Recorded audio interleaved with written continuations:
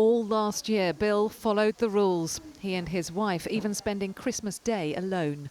But on Boxing Day, when someone came to his door unexpectedly, he let his guard down and invited them in for a few minutes.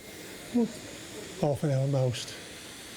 But it was the biggest half an hour mistake of my whole life. The next day, that person tested COVID positive. And it's cost dearly, not only me, the NHS now are having to look after me, so it was more costly mistake that's put these under pressure NHS workers even more so. 5 people connected to the infected person got ill. 68-year-old Bill is one of 3 now in hospital. You might feel safe, you might think you're safe. Believe me, you're not. You're not safe, nobody is safe. Especially if you're not vigilant, not on top of your game, and not watch what you're doing. I'm sorry. I'm sorry for myself. I'm sorry that they've had to put these under even more pressure by looking after me.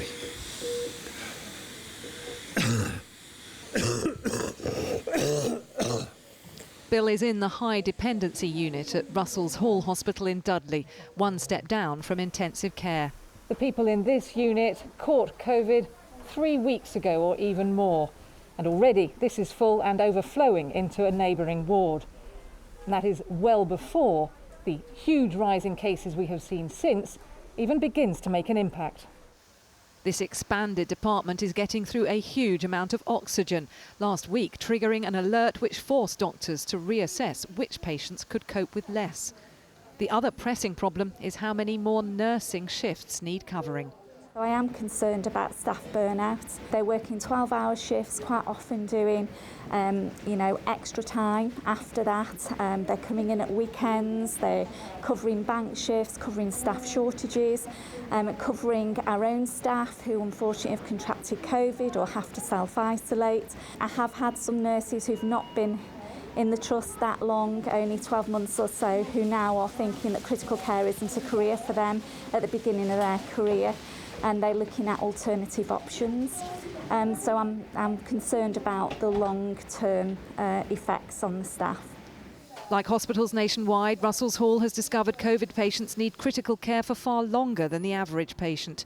Even after a stay in high dependency and now another fortnight on a ward, the amount of oxygen Alan needs is still very high. Are you scared? Sometimes. I was today. Sometimes you can't get your breath.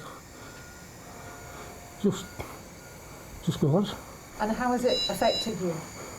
Oh, terrible. I'll be honest.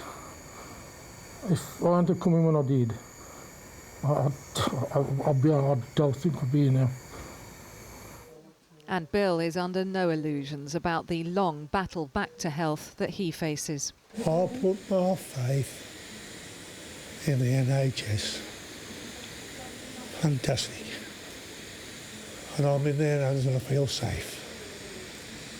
It's a horrible, horrible, horrible disease. And everybody who's fighting it have my sympathy. It's devastating. It takes some getting over. Even the slightest thing leaves you tired.